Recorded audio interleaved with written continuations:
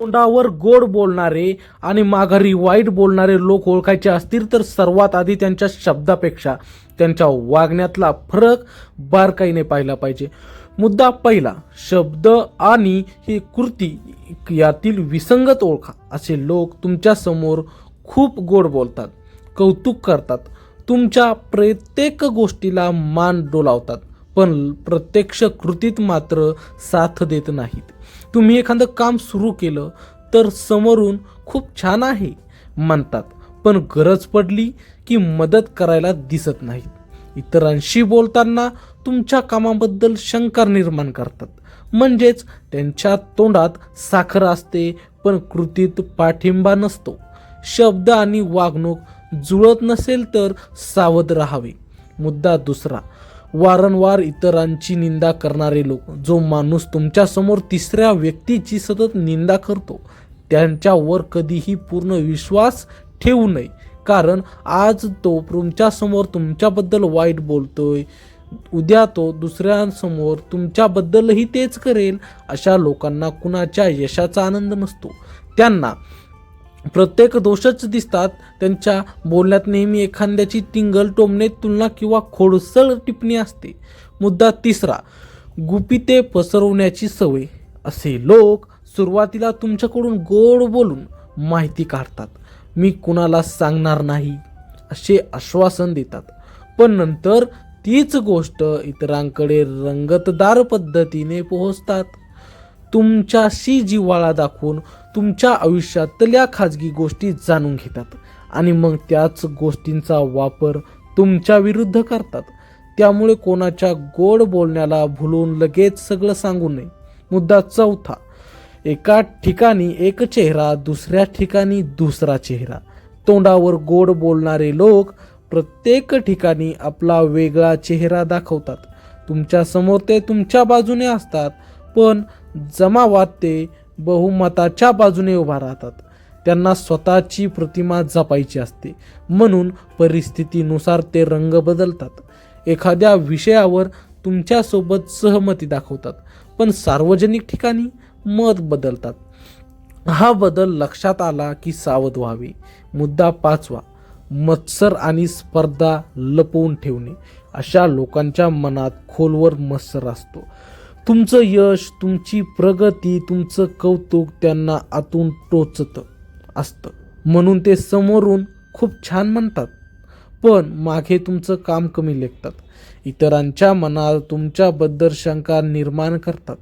मत्सर ओळखायचा असेल तर त्यांच्या डोळ्यातील अस्वस्थपणा आणि कृतीतील अडथळे पहा. मुद्दा सहावा, नेहमी स्वतःला निरागस दाखवणे.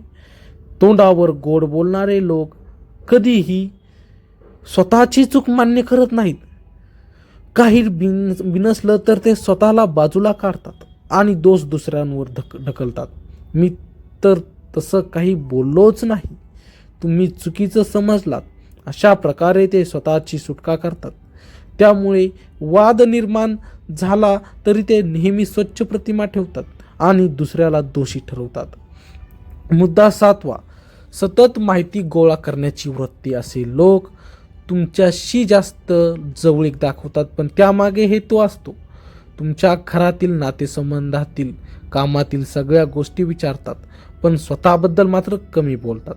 त्यांना तुमच्याबद्दल जितकी जास्त माहिती मिळेल तितकी ती पुढे वापरता येईल असे वाटते, म्हणून एकतर्फी जिव्हाळा दाखवणाऱ्यापासून सावध राहावे. मुद्दा आठवा, कठीण प्रसंगी खरी ओळख. खरा माणूस संकटात साथ देतो, खोटा माणूस दूर पळतो. जे तोंडावर गोड बोलतात ते सुखात तुमच्या सोबत असतात, पण अडचण आली की बहाणे करतात, उलट तुमच्यावरच शंका घेतात. संकटात कोण खंबीर उभा राहतो आणि कोण गायब होतो हे पाहिलं की खरी ओळख पटते. मुद्दा नववा, कायम तुलना करून फूट पाडणे. असे लोक तुमच्या समोर दुसऱ्याचं कौतुक करून तुमच्या मनात कमीपणाची भावना निर्माण करतात आणि दुसऱ्यांसमोर तुमच्याबद्दल असंच बोलतात, तो तुझ्यापेक्षा पुढे आहे, तू त्याच्यासारखा नाहीस. अशा वाक्यांनी ते दोन व्यक्तींमध्ये नकळत दुरावा निर्माण करतात. वरकरणी ते सल्ला देत आहेत असे वाटते, पण आतून ते नात्यांमध्ये फूट पडावी अशी बीज पेरत असतात. मुद्दा 10वा, अर्धवट माहिती पसरवणे. तोंडावर गोड बोलणारे लोक पूर्ण सत्य कधीच सांगत नाहीत. ते एखादी गोष्ट अर्धवट सांगून तिचा अर्थ बदलून टाकतात. त्यामुळे गैरसमज वाढतात. तुम्ही काही बोललात तर ते त्यातला एखादा भाग वेगळा काढून इतरांना सांगतात. त्यामुळे तुमचं बोलणं चुकीचं दिसतं. अशा वेळी तुमच्या शब्दाचा गैरवापर होत आहे का याची जाणीव ठेवावी. मुद्दा 11वा, सतत गोड बोलून जवळीक वाढवणे. असे लोक सुरुवातीला इतके गोड बोलतात की आपल्याला वाटतं हा खूपच आपुलकीचा आहे. ते तुमचं सतत कौतुक करतात, तुमच्या प्रत्येक गोष्टीला मान्यता देतात. पण ही जवळीक टिकाऊ नसते. काही काळानंतर त्याच व्यक्तीच्या बोलण्यात सूक्ष्म टोमणे, उपरोधिक वाक्य दिसू लागतात. म्हणजे सुरुवातीचं गोड बोलणं हे विश्वास संपादन करण्यासाठीच असतं. मुद्दा 12वा, जबाबदारी टाळणे आणि मागे हटणे. तोंडावर गोड बोलणारे लोक एखाद्या कामात मी आहे असं सांगतात, पण प्रत्येक कृतीची वेळ आली की कारणं देऊन दूर राहतात. नंतर गोष्ट बिघडली तर ते स्वतःला त्यातून वेगळं करून घेतात. त्यामुळे त्यांचं गोड बोलणं हे केवळ परिस्थिती सांभाळण्यासाठी असतं, खरी बांधिलकी नसते. मुद्दा 13वा, दुसऱ्याच्या बोलण्यावरून रंग बदलणे. अशी लोकांची मत ठाम नसतात. जो समोर असेल त्यांच्या बाजूने ते उभा राहतात. ते तुमच्यासोबत असताना तुमच्या मताला मान्यता देतात, पण दुसऱ्या गटात गेले की तिथल्या मताशी जुळवून घेतात. म्हणजेच त्यांचा हेतू सत्याशी नसून स्वतःच्या फायद्याशी असतो. मुद्दा 14वा, चुकांवर शांत, यशांवर टीका. तुमच्याकडून चूक झाली तर ते वरकरणी काही बोलत नाहीत, पण तीच गोष्ट इतरांना सांगतात.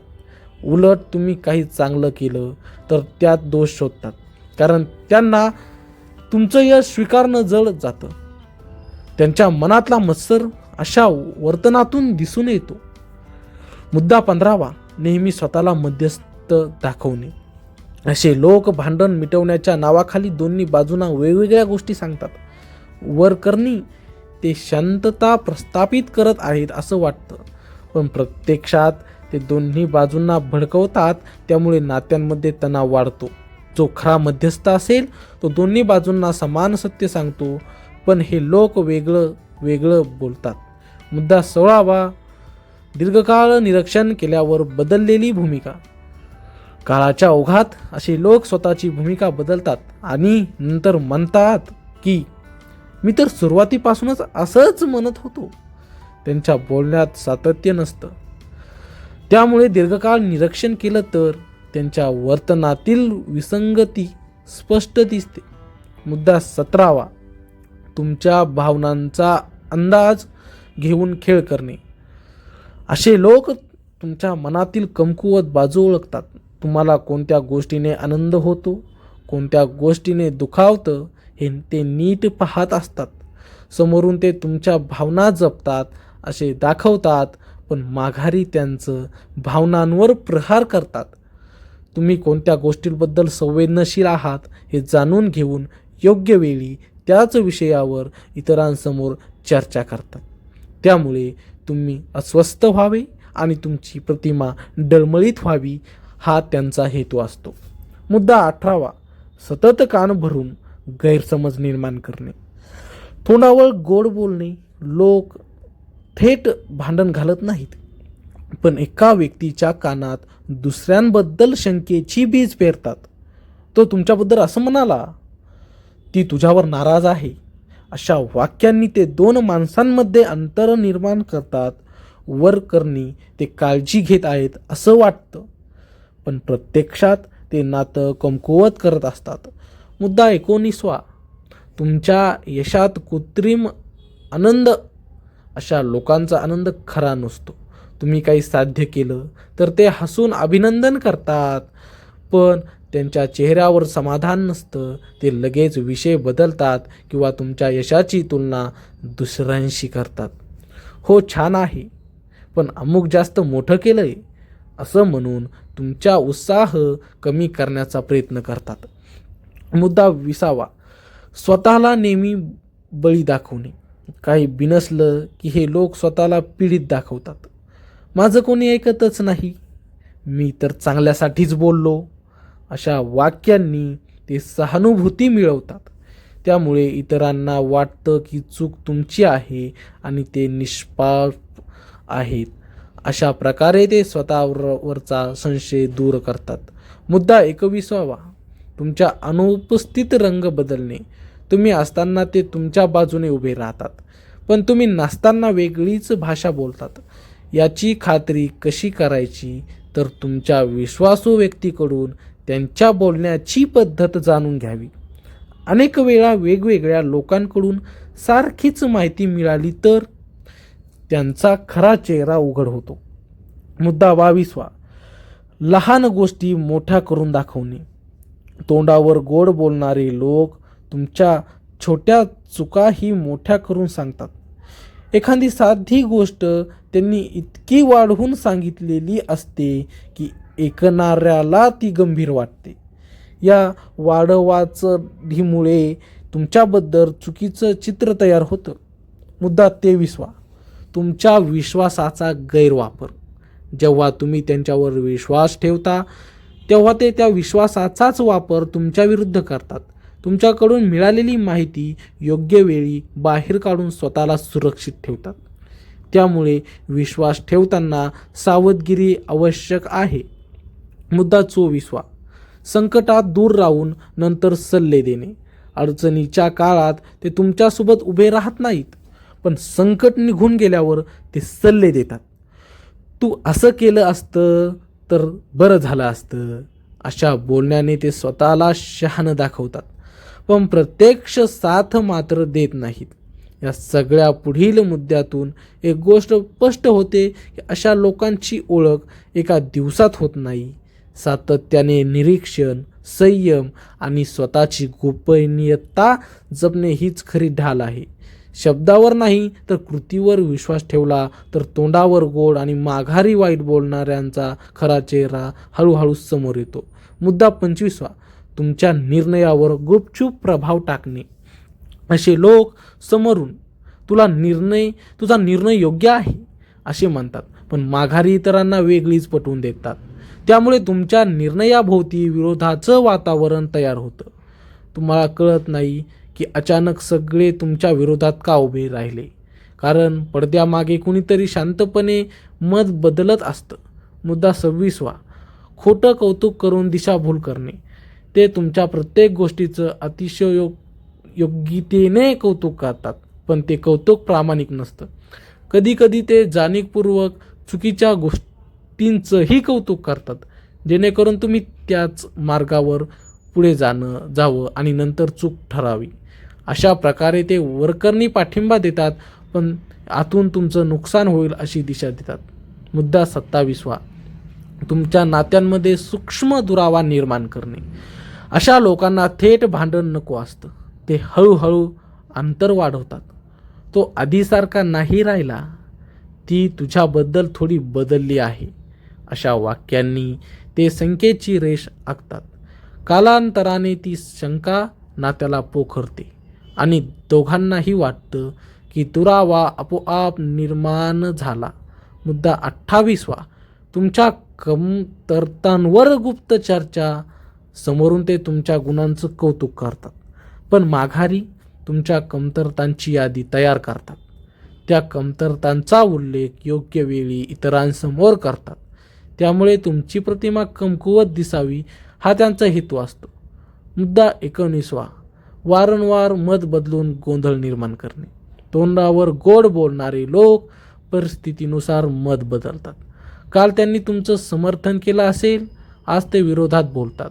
त्यामुळे तुमच्या भोवती गोंधळ निर्माण होतो. लोकांना समजत नाही की सत्य काय आहे. हा गोंधळच त्यांना हवासा असतो. मुद्दा 30वा, तुमच्या यशाची किंमत कमी दाखवणे. तुम्ही मोठं काही साध्य केलं तरी ते म्हणतात हे तर काही विशेष नाही. ते तुमच्या परिश्रमाची किंमत कमी करून दाखवतात, पण इतरांसमोर मात्र तुमच्या चुकांचा मोठा उल्लेख करतात. त्यामुळे तुमचं संतुलन ढासळावं असा त्यांचा प्रयत्न असतो. मुद्दा 31वा, स्वतःला सर्वांचा मित्र दाखवणे.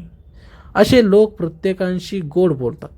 त्यामुळे सुरुवातीला ते खूप चांगले वाटतात, पण त्यांचं कुणाशी ठाम नातं नसतं. ते प्रत्येक गटात जाऊन वेगवेगळं बोलतात. शेवटी प्रत्येकाला वेगळीच कथा कळते. मुद्दा 32वा, क्षणिक सहानुभूती दाखवणे. तुम्ही दुःखी असताना ते तुमच्या बाजूने बोलतात, पण काही दिवसांनी त्याच गोष्टींवर इतरांसोबत चर्चा करतात. त्यांची सहानुभूती टिकाऊ नसते, ती फक्त त्या क्षणापुरती असते. मुद्दा 33वा, तुमच्या बोलण्याचा अर्थ वाकवणे. असे लोक तुमच्या साध्या वाक्यालाही वेगळा अर्थ देतात. तुम्ही सहजपणे काही मत मांडलं तरी ते त्यातला एखादा शब्द पकडून त्याचा अर्थ बदलतात आणि इतरांसमोर वेगळाच रंगात सांगतात. त्यामुळे तुमचं बोलणं कठोर, अहंकारी किंवा चुकीचं वाटावं असा परिणाम घडवला जातो.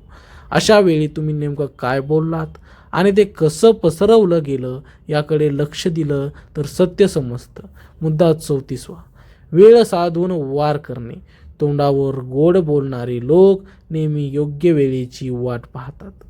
जेव्हा तुम्ही एखाद्या अडचणीत असतात किंवा तुमची प्रतिमा थोडी कमकुवत झालेली असते, तेव्हा ती माघारी तुमच्याबद्दल नकारात्मक गोष्टी पुढे आणतात. त्यांना माहिती असतं की त्या क्षणी लोक सहज विश्वास ठेवतील, म्हणून ते थेट विरोध करत नाहीत, तर वेळ साधून बोलतात. मुद्दा 35वा, तुमच्याबद्दलची माहिती साठवून ठेवणे. असे लोक तुम्ही सांगितलेल्या प्रत्येक छोट्या गोष्टी लक्षात ठेवतात. त्यावेळी ते काहीच प्रतिक्रिया देत नाहीत, पण भविष्यात गरज पडली की ती माहिती बाहेर काढतात. एखाद्या वादाच्या वेळी जुन्या गोष्टी उकरून काढतात आणि तुम्हाला बचावात्मक स्थितीत आणतात. त्यामुळे त्यांच्या शांतपणामागे निरीक्षणाची धार असते. मुद्दा 36वा, तुमच्या योजनेत अडथळे निर्माण करणे. समोरून ते तू पुढे जा, आम्ही आहोत असं सांगतात, पण माघारी तुमच्या योजनेबद्दल शंका पसरवतात. इतरांना सावध करतात की हे यशस्वी होणार नाही. त्यामुळे लोकांचा विश्वास डळमळतो. अखेरीस योजना अर्धवट राहिली तर तेच म्हणतात की आम्ही आधीच सांगितलं होतं. मुद्दा 37वा, गोड बोलण्यात उपरोध लपवणे. कधी कधी त्यांचं कौतुकही टोमण्यांनी भरलेलं असतं. वरकरणी वाक्य गोड असतं, पण त्यात सूक्ष्म उपरोध असतो. ऐकणाऱ्याला लगेच लक्षात येत नाही, पण मनात खटके बसतात. अशा बोलण्यातून ते आपली नाराजी व्यक्त करतात आणि तरीही स्वतःला निर्दोष ठेवतात. मुद्दा 38वा, तुमच्या आत्मविश्वासावर आघात. तोंडावर गोड बोलणारे लोक तुमचा आत्मविश्वास हळूहळू कमी करण्याचा प्रयत्न करतात. ते म्हणतात, तू चांगला आहेस पण अजून तयार नाहीस.